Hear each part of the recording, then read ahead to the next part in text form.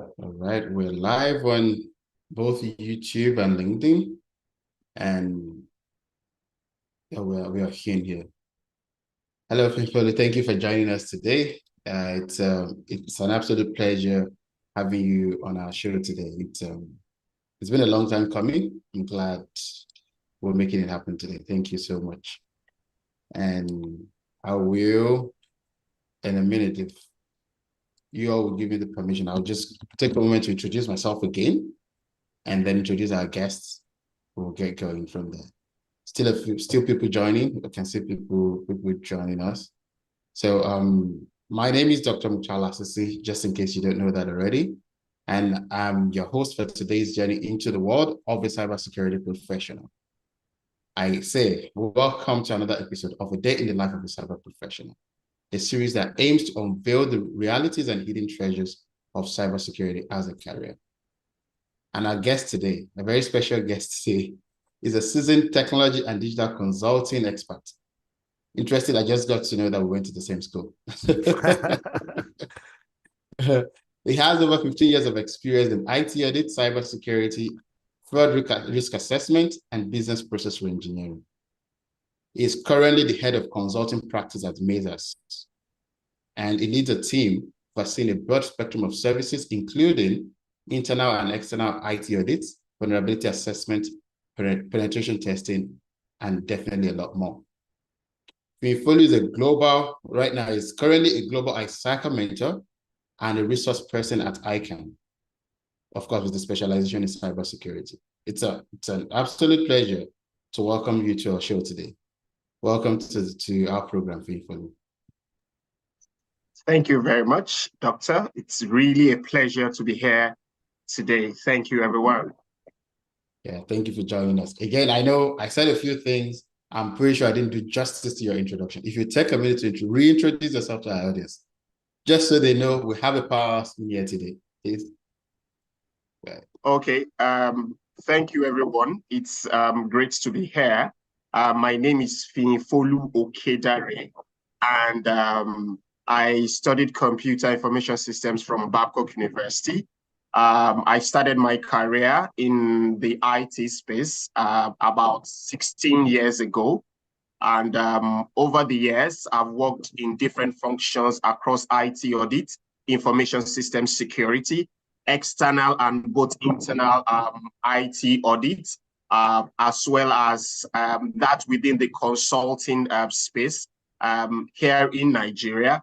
And from that, I also moved to the energy sector, where I also led a team of cybersecurity experts in ensuring that the cybersecurity posture of one of the biggest energy distribution companies in Nigeria is well secured. Currently, I lead the technology and digital consulting function of Mazars, a medium-sized global consulting firm here in Lagos, Nigeria, as a director. And we help clients to ensure that the confidentiality, integrity, and the availability of their information assets and other digital assets are protected at all times. I'm happy to share part of my knowledge with everyone today in this session. Thank you, everyone. Thank you. Thank you for that. I knew I didn't do justice to it. Thank you for sharing that. It's and I like what you said. In everything, what we're looking for is to protect the confidentiality, integrity, and availability of information. It's the core, and it will never change. And if you know that, well, you have a career, right? Yeah, definitely. Thank you for sharing that. Just before we start, to let everyone know, those that are just joining us or those that have joined us before we started talking, we are currently live on both YouTube and LinkedIn. So some people will be joining us there, just so you know that. And I would implore everyone to be on mute. If you're not talking, just leave myself and Fiyinfolu for now to do the talking.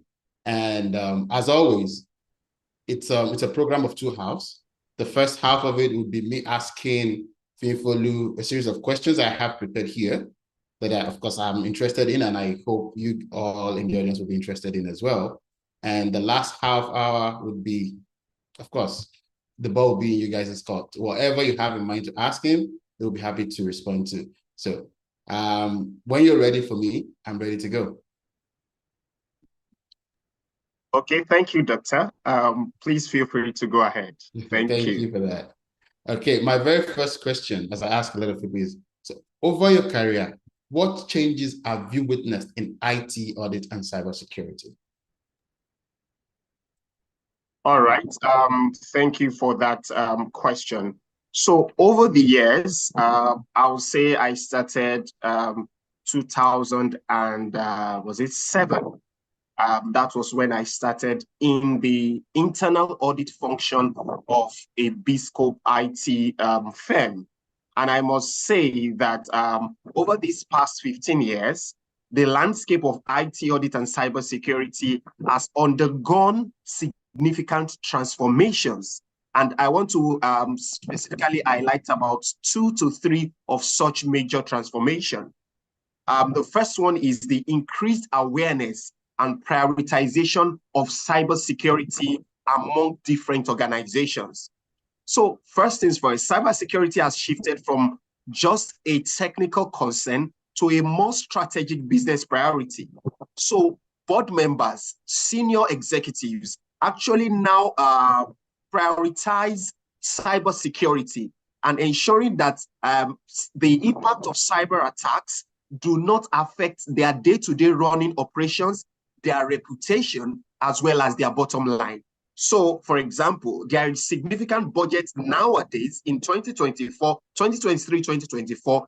There is significant budget. There's a fraction of that entire budget of an organization that is fixed for cybersecurity and innovation. That was not significantly there as way back as 15 years ago. That was not so significant. I also want to highlight technological advancements. So the rapid evolution of technology, for example, things like cloud computing, Internet of Things, artificial intelligence, has actually expanded the attack surface. And trust me, the bad guys on the dark web, their kind of expertise 15 years ago, you can't compare it to what we have now. So that technological advancement, the different types of cyber attacks that is more inherent across the IT infrastructure and IT landscape now, as required for cybersecurity professionals to actually adapt and develop new skills. So as the hacker in the dark web is developing new skills on a daily basis, so also we as cybersecurity professionals should also develop such skills. Another significant change is actually the regulatory evolution.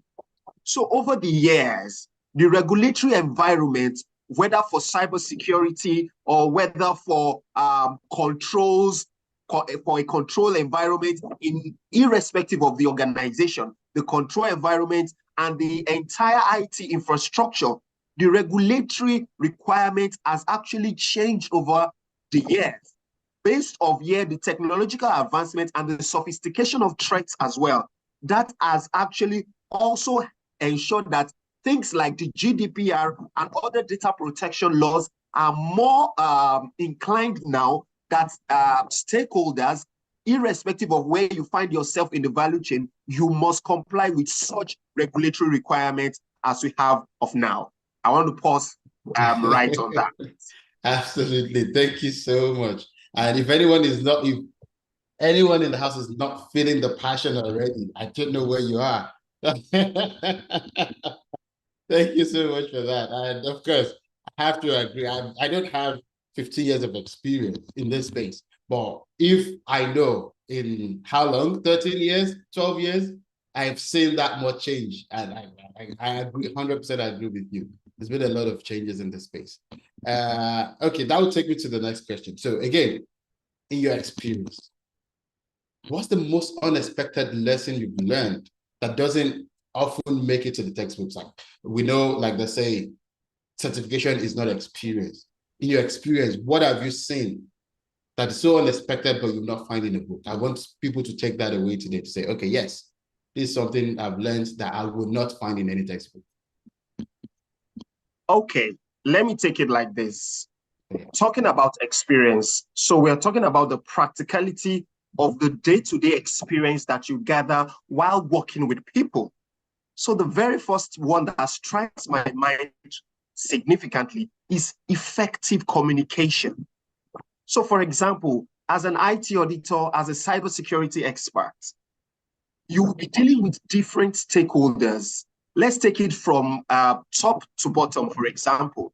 You'll be dealing with board members, managing directors, senior executives, mid-level management, and trust me, they do not understand your technical jargon. They do not understand what your phishing means. They do not understand what your tailgating, whalegating, whatever you want to call it. They don't understand that. You need to communicate to each person on that broad spectrum with easy, simple terms that they can relate with. So whether the person is a team lead, a head of department in his or her own unit, whether it's a cost center or a business or a cash cow for the organization, there is need for some cybersecurity initiative in each of those respective units. And wherever such unit is, IT is driving that business. So you as the cybersecurity expert, you need to communicate in simple terms. So the very first one, as I said, is effective communication. Another one I want to also mention is collaboration with all these various stakeholders. So yes, you want senior management to buy into your idea of, oh, we need to get a specific tool to further protect our IT infrastructure. You need to collaborate with different process owners across different departments. They may be speaking a different language. You need to also learn their language and speak their language. So while the technical skills, the certifications may be crucial, no doubt, we need to collaborate with different stakeholders, convey this complex cybersecurity to them in non-technical terms, so that wherever they are, they understand the reason why you want to buy that appliance. They understand why you want us to restart or to take backups, or why the process owners need to do some certain thing at some certain times and they must comply. So with that, you can actually get your objective, ensuring that the entire infrastructure of your organization is secured. Without effective communication or adequate collaboration with all these stakeholders, it may be very difficult. That's why I want to term it the unexpected lesson that I've learned over the years. If you have these two, trust me, as a cybersecurity expert, the sky is just your starting point. Absolutely. Absolutely. Thank you for that. Wow. You're throwing a lot of things in here. I hope people are taking it, because it's interesting. I've seen people come to me and say, oh, what tools can I learn to get into cybersecurity? I'm like, okay, we are not, yes, we deal with a lot of technology. We are not in the technology business. Our business is business enablement, and you just nailed it. You just nailed it. Thank you for sharing that. And I hope people in the audience are learning that. Yes, tools are good, but they're always a means to an end. The core of what you need to know how to communicate very well. Yes, you know the technical stuff, but do you know what the business needs? And you need to collaborate with them to make sure that you're not pushing things on them and you're not a stopper. So thank you so much. I appreciate that. My number 3 question. So we have a lot of people that are aspiring to get into this space, to be like you, right? So they always face different choices. What do I do? Where do I start from? How can I specialize? Where do I specialize in? So what advice would you give to someone that is just getting started in terms of specialization, or where to even start? Okay.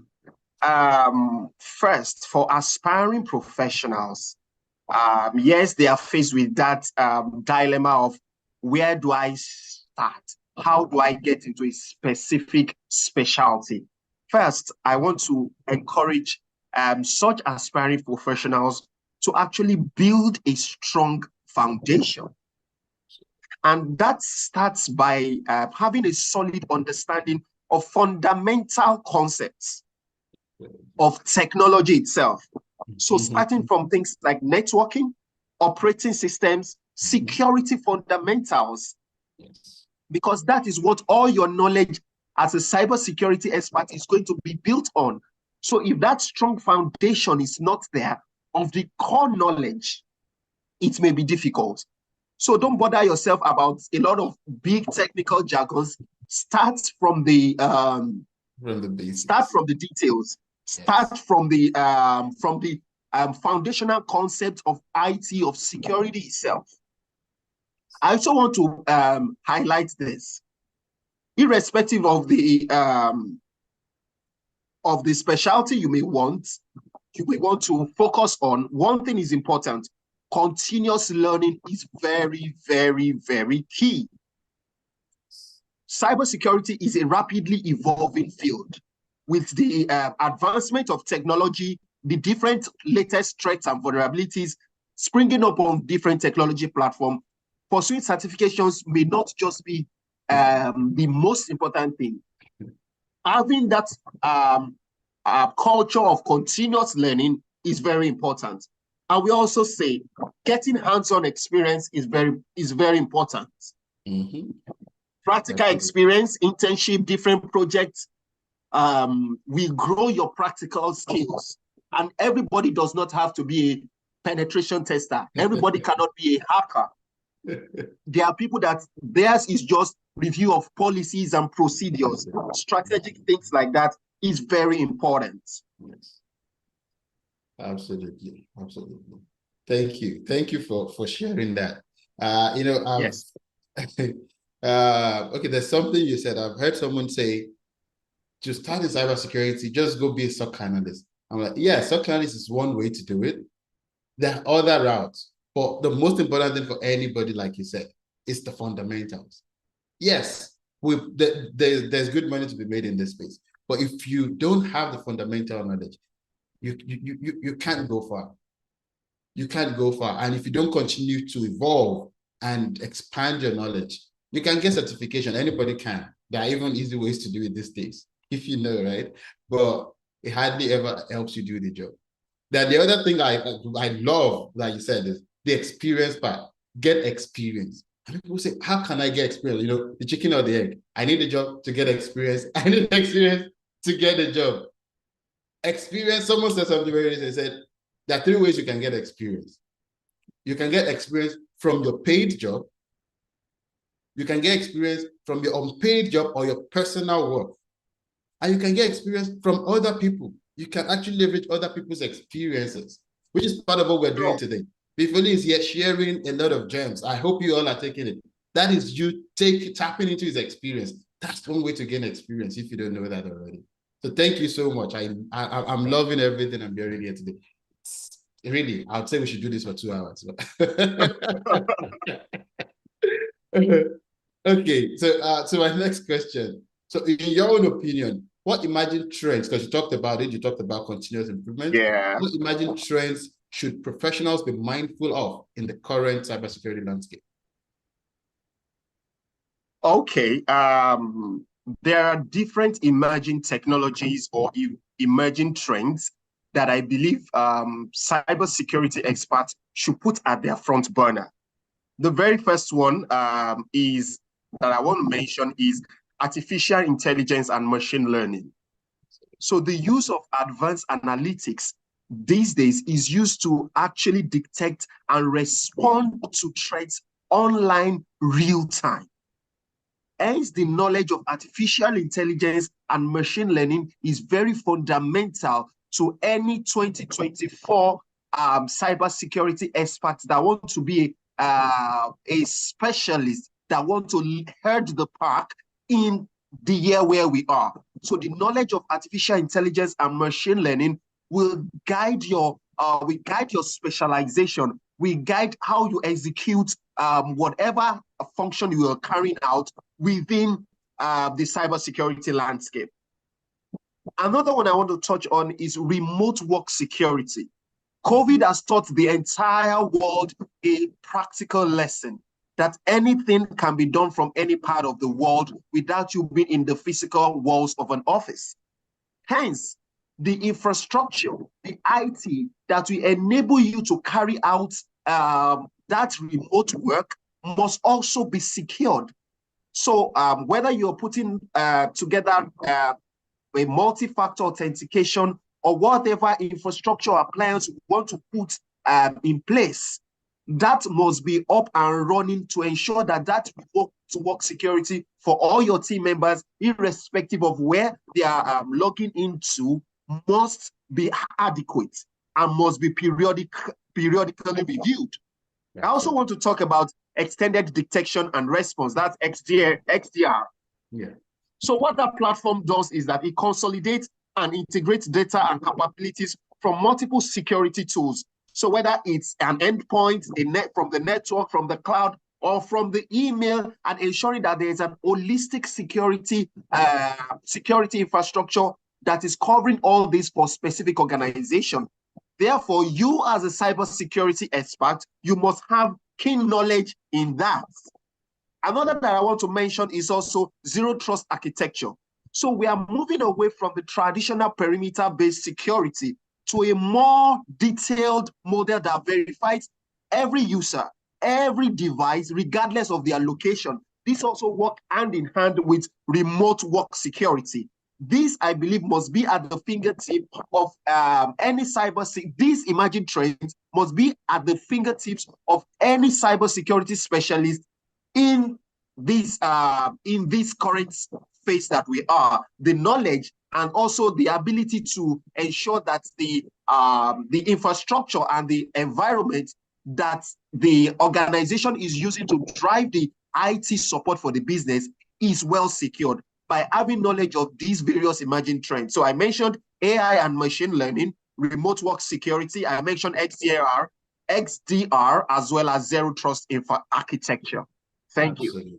Absolutely. Thank you for that. And again, I can't argue with any of those because, like I said, cybersecurity has gone beyond perimeter security because the perimeter, how do you even define it these days? It's a very broad line. You can't really define it. People work from everywhere. Your data can be anywhere. How do you control that? It's very key. So thank you so much for sharing that. I know we are almost at my time for questions is almost up. Let me ask 2 more questions. I have 3 more questions, but I'll just make it fast. So let me ask this one. So in your experience, what is the misconception you found in the collaboration between audit and general cybersecurity?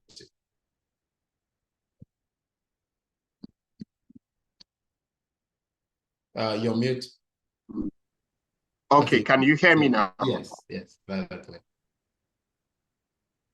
All right, so the misconception that that has been very common between IT audit and cybersecurity, the very first one is that lack of collaboration between IT audit and cybersecurity. Most over the years, IT audit and cybersecurity has been taken as adversaries, as practically quote and unquote enemies, rather than being friends, rather than being allies. So some people think that IT audit is only interested in finding fault and imposing controls and asking, ensure that the recommendation is implemented, while cybersecurity is just focused on implementing solutions and implementing solutions and enabling innovation. Yeah. However, I believe this is not so true. IT audit and cybersecurity are sharing the same goal, which I mentioned earlier: protecting the confidentiality, integrity, and availability of the entire IT assets that are within the IT landscape of that organization. And also to ensure that cyber risks are protected. Both IT audit and cybersecurity is trying to achieve that aim. So while IT audit is providing that independent and objective assurance and providing valuable insight and recommendations to be implemented, cybersecurity also is doing their own part of helping to improve performance and also maturity of the IT controls that have been implemented in the environment. So both have to actually work hand in hand. And yes, they sit, fortunately, even in most organizations, they sit in different departments. IT audit, which resides within audit, that is the third line of defense, while cybersecurity can be, in most of the times, a second line of even first line defense, depending on the kind of organization. But both parties need to work hand in hand to ensure that the entire IT landscape of the organization is secured. So whether you are the IT auditor is recommending that some certain controls be put in place, or the cybersecurity expert is working on policies or appliances or tools, everyone is still towards the main goal. Let our digital fortress, let our digital assets be protected 24/7 from any form of cyber attack. Thank you. Absolutely. Thank you so much. Thank you for that. Yeah, again, there's no arguing against it. But for the sake of time, I will merge my last two questions into, because they're kind of related, but not really. So the one is, so how do you strike the balance between specialization and, of course, being a generalist in cybersecurity? And the second part to that is, as a mentor, what advice would you give to anyone starting a career in cybersecurity? So we can combine those two.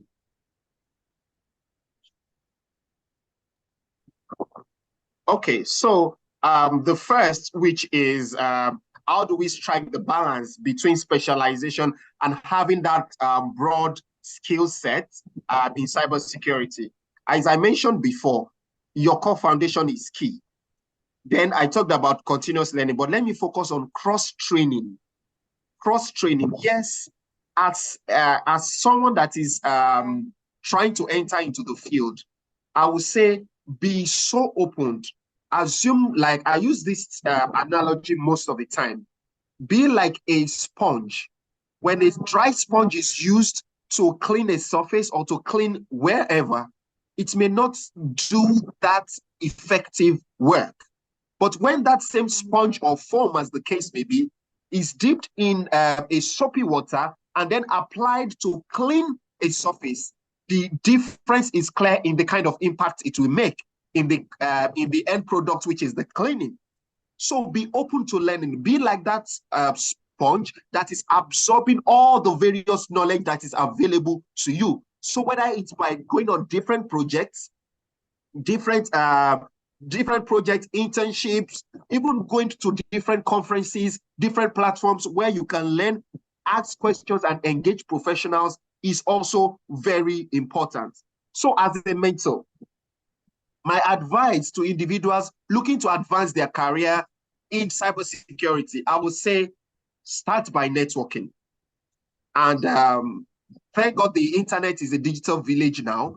And for example, LinkedIn provides such a fantastic platform that you can reach out to anyone via the message in any part of the world. If their specialty interests you, you can send a message. And from there, from networking with different people, you can even seek mentorship. You can ask them to mentor you, but you need to go there with that knowledge of, with that attitude of learning. And also, you as a person must also seek for different avenues for continuous improvement. And then, as a cybersecurity specialist, you also need to work on your communication skills, improving your communication skills right from your presentation skills, your report writing skills, which is one of the major things that whatever finding or whatever discovery you've made is going to be shared with all the parties that is going to read your report. So from your presentation to your writing skills is very important. And most finally, for as a mentor, I will advise people to actually stay ethical. In cybersecurity, there's a very thin line between being an ethical guy and not being ethical. Because we as cybersecurity specialists, especially penetration testers, we are using the same tools, the same technologies that the bad guys on the dark web use to perpetrate all these attacks.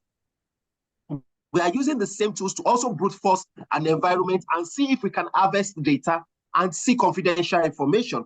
So it's actually a thin line between you staying ethical and not staying ethical. But I want to advise, it's essential you stay ethical on this journey.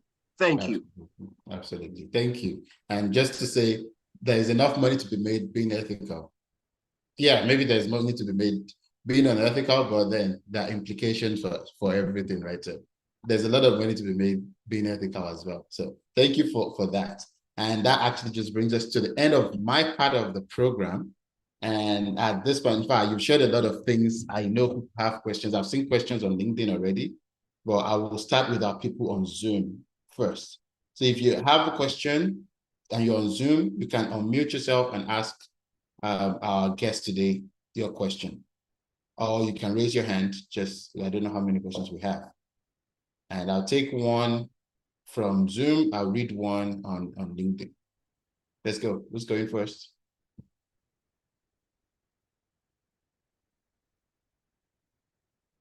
Okay.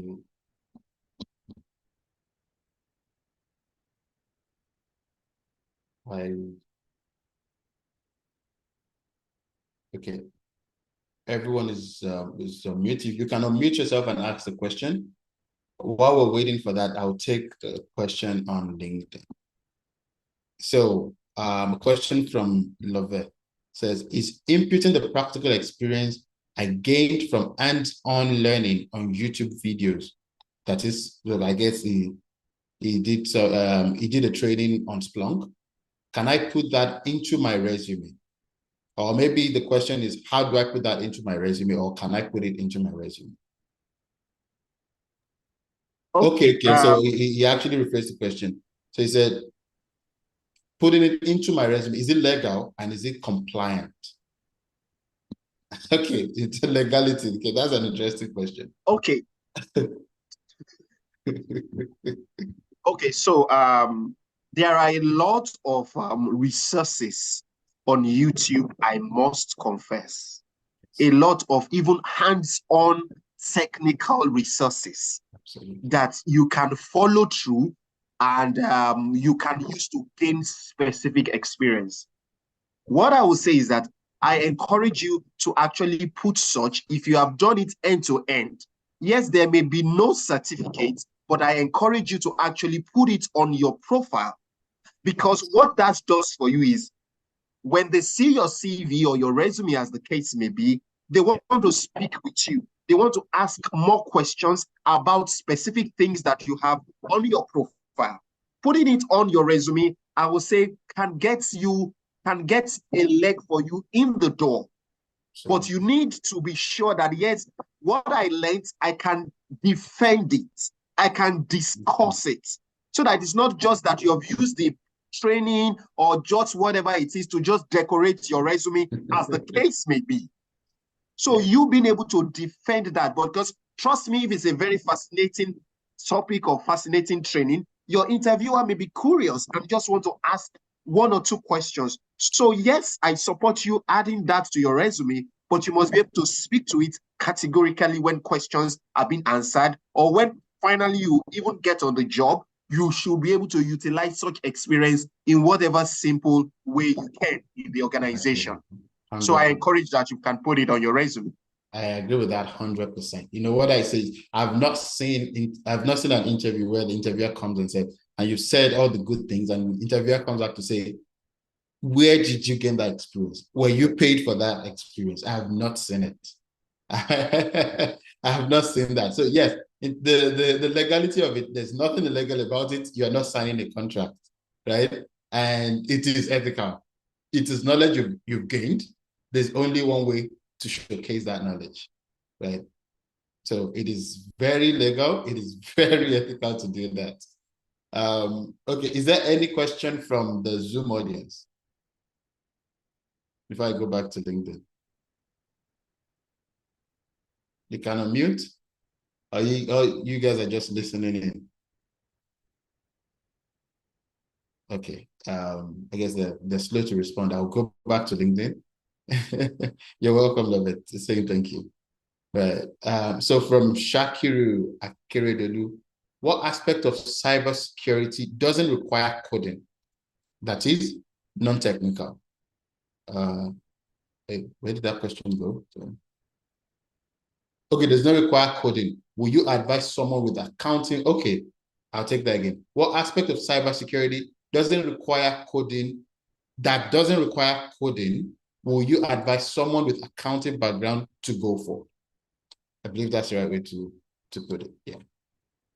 Okay. Let me pause and mention this. In as much as I studied computer information systems in my first degree, but right in the university, I knew I wanted to be an IT auditor. And I started from the Nigerian Associate Accounting Technician scheme under ICANN.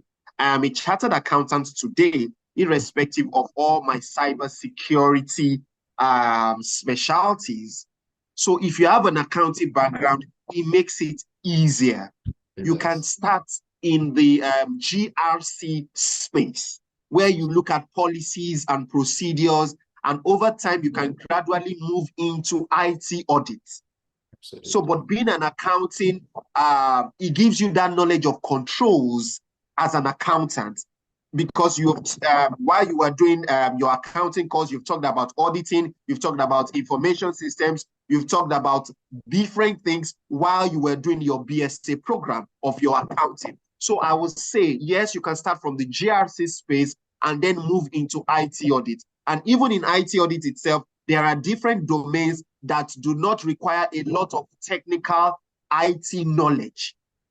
So a lot of that, okay, for example, IT governance does not require a lot of technical, and that deals with a lot of policies, procedures, and alignment of that with best practices.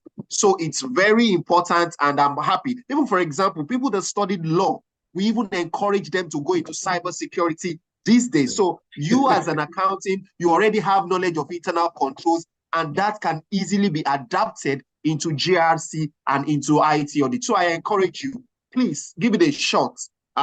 It's very, very, very doable. Absolutely. Absolutely. I agree 100% with that.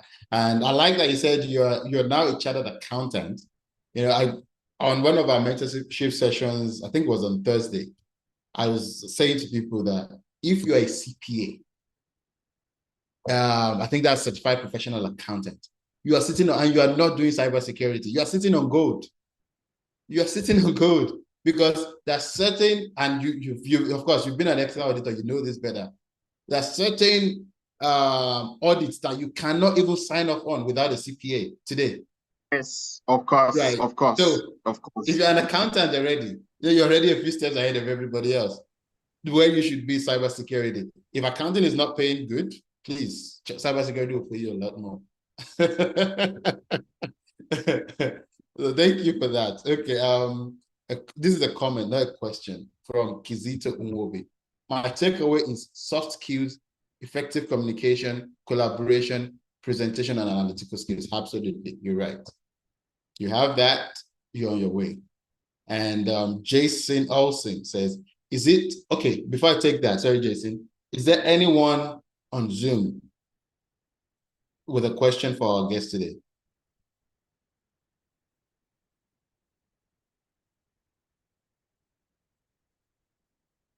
So you can put it in the chat. Let me check the chat. Maybe you can put it in the chat if you don't want to unmute and ask. And while we're waiting for that, I will take Jason's question. Is it a requirement for most companies to have a bachelor's degree? Okay, wait.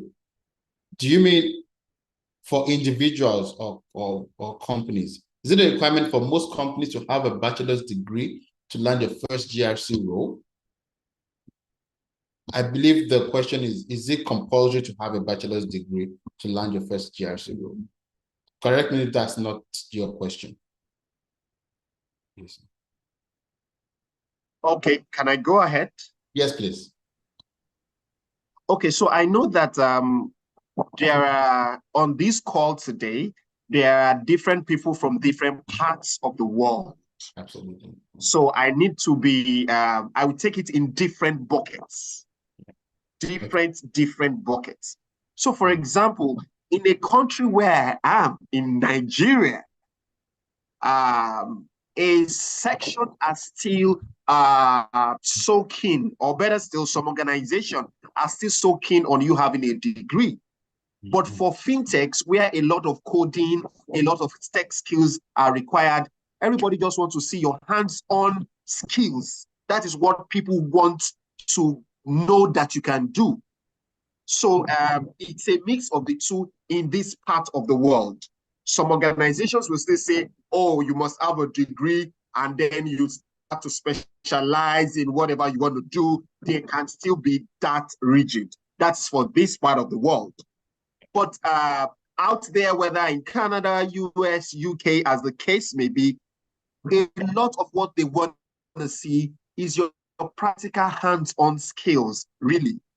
Irrespective of whether you have a degree or you are 50 years old, whatever, just show me what you can do. Let me give you the job.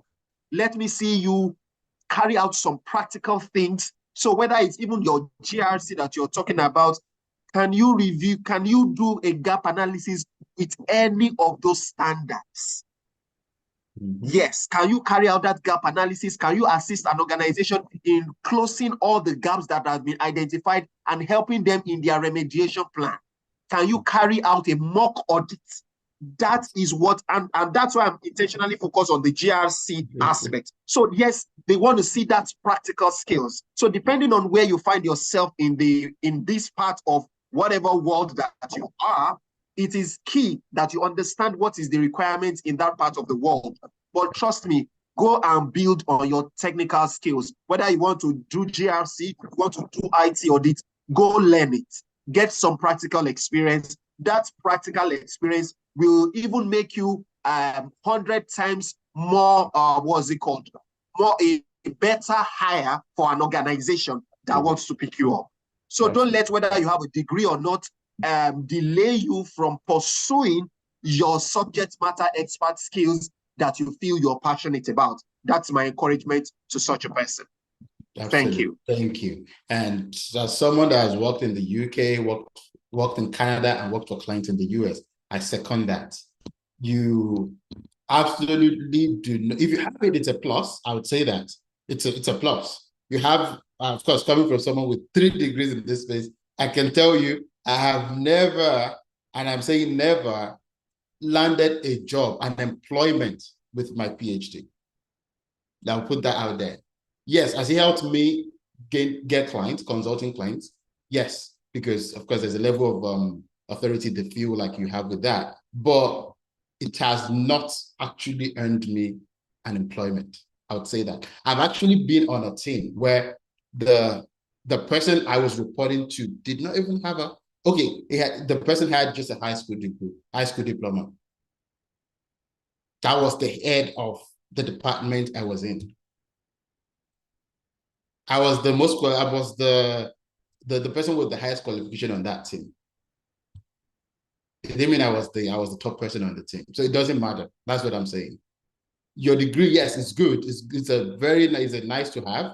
And in some cases, especially for people like myself, and I'm not discouraging anyone, please. In some cases, they might even see that, especially if the person on the hiring manager doesn't know better, they might even see it as a threat, and they wouldn't even hire you if you have more qualifications than they do. If, again, that might be, and which is a conversation for another day, it might be a red flag, even for you, if you see that your qualification threatens anyone, right? Or maybe you have more certifications than they do and they feel like you're a threat. As a leader, you should hire people that are smarter than you because they will make you look good. And that's my approach to hiring anytime, any day. Hire people that are smarter than you or that you feel like they're better at the job than you are. Because when they do a good job, you look good in front of everybody else. And then make sure you sing their praises. Make sure you're not just taking all the credit. Very important. So I know that's digressing a bit from your question. But what I'm saying in essence is, it doesn't matter if you have a degree or not. Can you showcase what you can do? That's what matters the most. Thank you for that. There's another question. Okay, on Zoom, is there any question? It looks like the people on LinkedIn, they're really milking this. It's a perfect example of you don't know the value of what you have until you lose it. He's right here in front of you on Zoom, asking questions. People on LinkedIn, they're asking questions through the chat. What's going on Zoom? Okay. No question coming. Okay, I'll still take Zoom again. I'll still take LinkedIn again. Okay.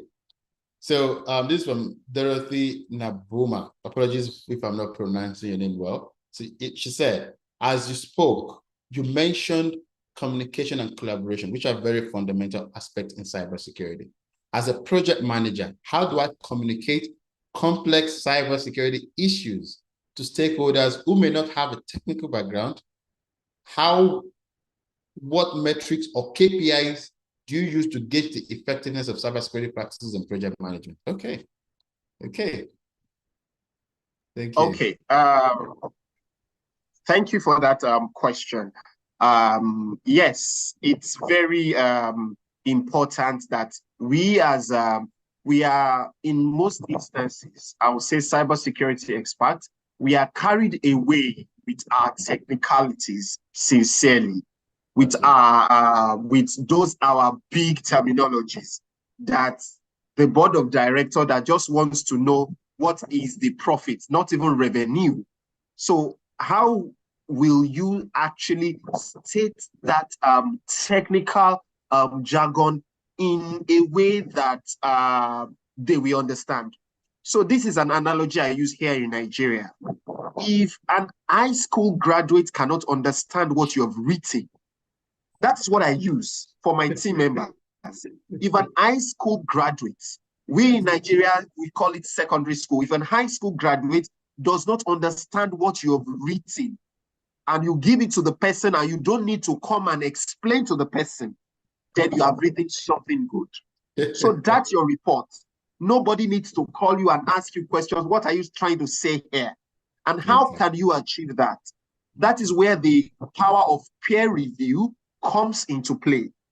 So whether it's you are reviewing up or you are reviewing downward. So whether you are the team lead or team member, give to someone else on your team to help you look at. So whether it's peer review or even reverse review, yes, you are the author of your material, you are the author of your report. Drop that report, move away from it and come back to it about 3-4 hours and then start from the end of the report, read it back up. That is reverse review. Give it to your team lead, give it to your team member, give it to your unit head or someone even outside your department. Give it to someone in core business, give it to someone in operations. Will they understand it? Give it to someone in marketing. Will they understand what you've written? With that, you yourself will know that, oh, this sounds a little complex. Let me tone it down. And trust me, there are different ways in which you can tone it down. What they actually want to know is our organization secured or not? Is this project going to be achieved in time, within the necessary time, scope, and resources? That is what they want to know about your project. So if your report is not speaking to those key things in any way, then you have to bring it down to their level. So have that in mind, a high school graduate, and pass it to other people on your team. Let them have a look. Again, give someone in core business, someone in marketing, someone in operations, not anybody in IT. Trust me, don't give anyone in IT or IT scape or IT landscape, because they will teach ginger all your big grammar. But by the time you and they might even complicate it for them. But if you give it to someone outside IT, someone out of your project team, someone in core business, if you give it to them and they still understand it, then you are on your right way to writing that great report. Absolutely. Hope I've been able to answer your question. Well, there's a part 2 to it, which I think you've answered already. Like, what are the metrics of KPIs you gauge? I think you've already mentioned scope, budget, and time. Time, yeah. Which, again, as a PM, your job or the expectations doesn't change. Whether you're managing general IT projects or you're managing cybersecurity projects, it is the same thing. How do you report to leadership? That's what matters. Do you understand the objective? Do you understand the scope of the work? And that's what you report on. What progress are we making? How is that changing our threat landscape? Or how are we protecting ourselves? Are we protecting ourselves better? Are we closer to being compliant? Are we closing those gaps that we found that brought about that project or program that I'm working on? It's pretty much the same reporting you're doing. The key thing is, do you understand the project yourself? Do you understand the scope of the work? Do you understand the timeline that has been set? Do you understand the resources, the budgets that you have? And or what are the risks that we face? What are the things that would make us not achieve what we set out to achieve? In typical, and of course, someone with a PM background, I think I know that these are things we report up, isn't it? Right. Let me know if that answers your question, Dorothy. And there's a question on Zoom. Jason, I see your question. I'll take it. But there's a question on Zoom. Okay, I think someone eventually asked questions. So, as an auditor, what are your thoughts on ITGC compared to other cybersecurity frameworks or cybersecurity controls frameworks? Okay, for ITGC, IT General Controls, it's part of the fundamentals or basics of whether you are looking at it from an IT audit point of view or even a cybersecurity point of view. So if you can easily or learn, let me put it this way first, if you can learn ITGC, and you can execute ITGC, you are on your way to becoming a fantastic cybersecurity expert. ITGC is actually part of the fundamentals of IT controls. Okay. So talking about user access reviews, talking about change management, talking about policies and procedures, talking about, I've mentioned change management. Those are the fundamentals of ITGC. And if you can execute that, if you can audit that, if you can write from your plan, from your audit plan to your walkthroughs with your process owner, reviewing of the various policies, gathering your exceptions, writing your report, and sharing your report with stakeholders, having your exit meeting. If you can execute that from scratch, trust me, you already know the fundamentals of IT audits or cybersecurity, as the case may be. And with that, you can now have that as a foundation where you can now build other frameworks on easily. So for you to execute other frameworks with the knowledge of ITGC will be practically seamless for you. Absolutely. So I will say, yes, the knowledge of ITGC framework is very fundamental and is very important. So, and you can actually learn that on your own. Sincerely speaking, you can learn it on your own, yes, even without a third party. But yes, you can go on different sites or different platforms to also check some technical terms. But it's easy to know as opposed to other complex frameworks within the cybersecurity value chain. Absolutely, thank you for that. And what I say to people, you'll find that controls are controls. Whether it's ITGC, it's ISO 27001, the Annex A, or ISO 7002, whether it's the CIS controls, the NIST 853, when you look at these controls, you see that they're very similar. If you have enough knowledge to be able to map them, or even the PCI DSS requirements, be it 3.2.1 or 4.0, if you're able to map them, then you're good to go. If you understand them enough to be able to map, what does ITGC say? What does NIST say? What does ISO say? You can mark them, then you're good. I don't think anything will face you in this space again. So thank you for that. There is one question, it will probably be our last question. We're like 6 minutes to the end. So it's also from Jason. It said, are a lot of GRC/IT audit roles remote these days?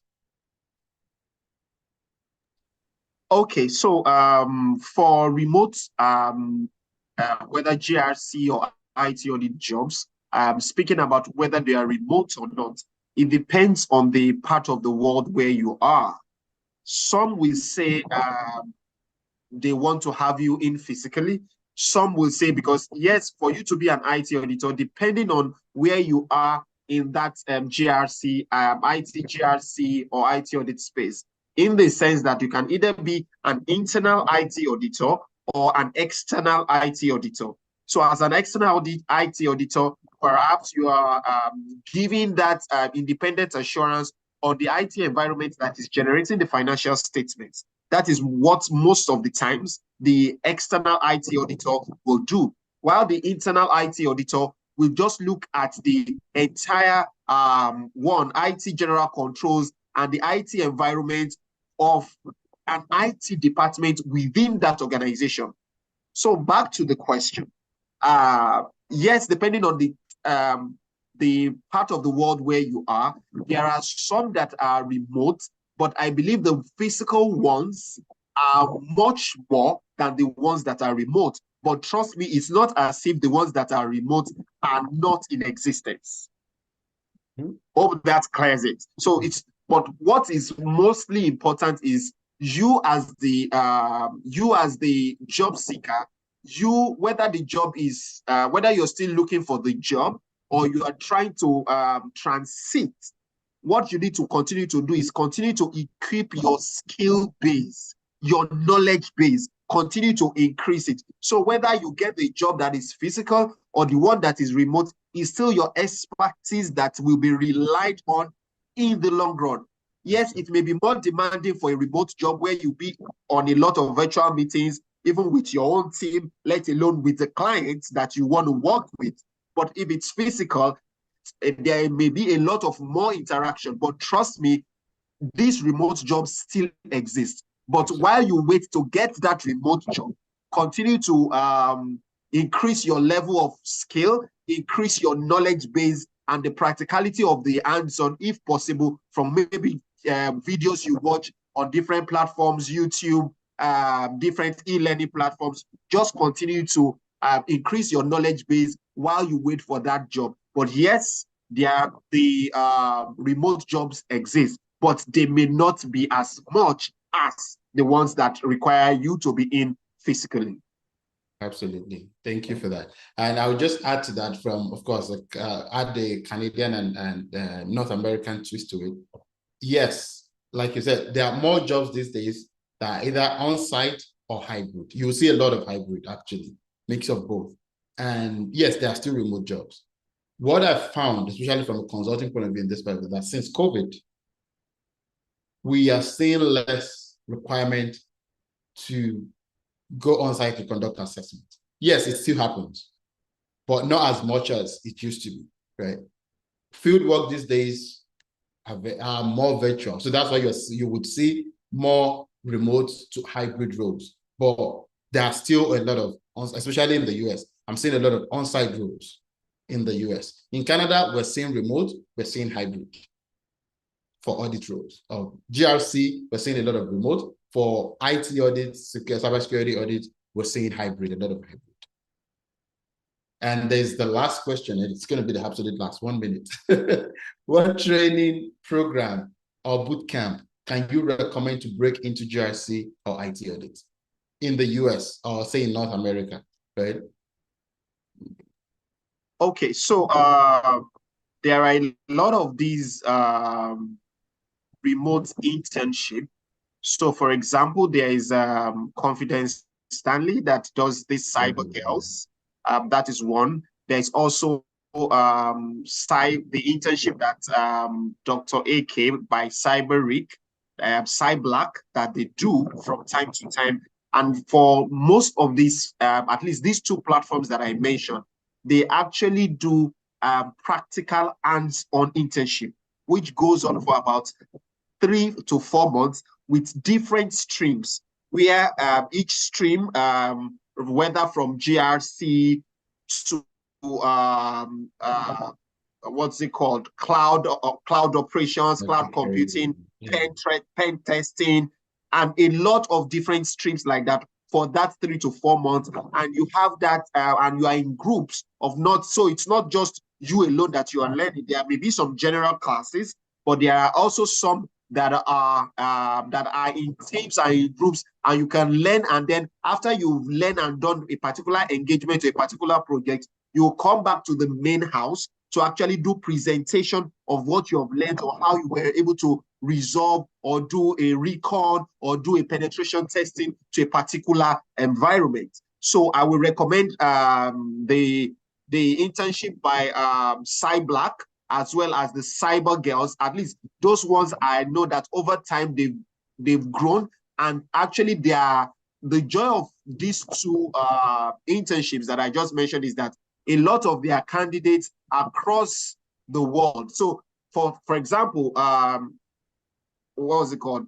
Cyber Girls, it's global. Cyblack is more based in UK, but they have candidates across the world. So these things are remote. So it's not as if they are going to bring you into a hall physically. Everything is done online. All your team members, they use different platforms for all this to actually share that knowledge, and you yourself can gain more. And a lot of their graduates from these various internship programs have gotten jobs because they have this practical knowledge. And what they try to also do after the internship is also do some level of placement for a lot of their candidates, which they've actually gotten that credence over the like the 2 years that they've been into it.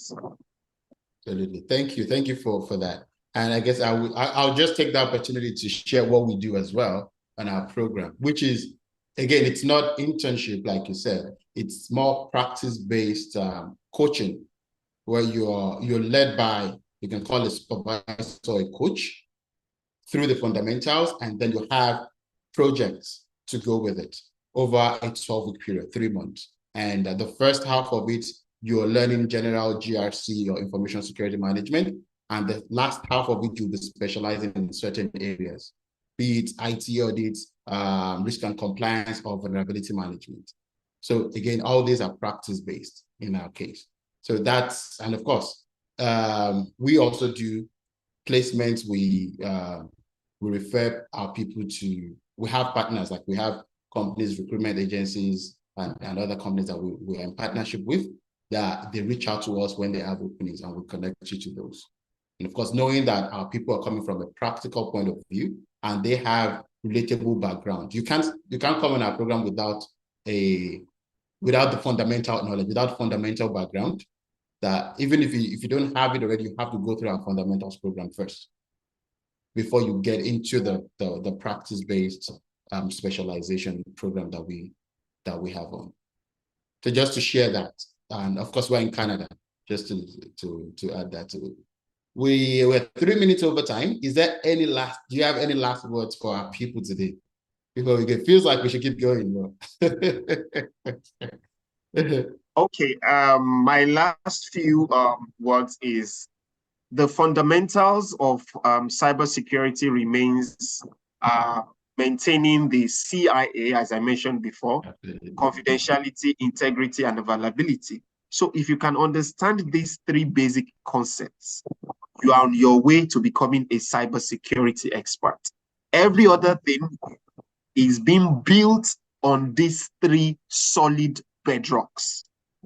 Then the power of your continuous learning as a cybersecurity expert, you cannot run away from it. Trust me, you cannot run away from continuous learning. You have to make continuous learning an attitude till you become so passionate about it, till it becomes something that is a norm to you. So that is what I will encourage, irrespective of where you find yourself within the cybersecurity value chain. Your ability to adapt and continuously learn will set you apart from the pack. Your knowledge is what will set you apart. How you display that knowledge will be a factor of what you have learned over a particular period of time and what you continuously learn. Thank you very much. Thank you very much. And for those that are interested and would like to book a call with us, I put the link, I believe it's on YouTube or on LinkedIn. I don't know where it went to go. I put the link somewhere, and our next cohort is starting in a week, 20th January is when our next cohort starts. So thank you so much, Fiyinfolu, for your time today. I've enjoyed myself. I have. Really, you've shared some good things. And I know the people on Zoom, they refuse to talk, but they refuse to go away. So I'm sure they've learned a lot. But the people on LinkedIn, thank you for your engagement. It's been fun. And I said, Lovett, you said you should repeat the name of the internship, the one in the UK, I guess. But, Cyber Safe, that is Confidence Stability, right? Yes. Yes. And then the other one. Cyblack, I'm dropping it in the chat box. Okay, Cyblack. Okay. So thank you all for your time today. It's Yes, been I've learned. Yeah. So yeah. LinkedIn, you will get them and you can follow, and from there, even engage them on LinkedIn, send them messages. You will they will respond to you as Oh, did we lose him? prompt Okay, yeah, as you're back. possible.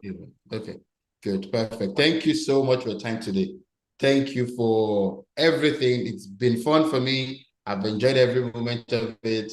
I know people have enjoyed it for sure. And I hope you will be happy to join us again on another episode if we want to bring you back. We'll definitely be reaching out again. Thank you so much for your time today. And thank you all for joining. And enjoy the rest of the weekend. Have a good night, Fiyinfolu. Thank you, everyone. Bye now. Thank you so much.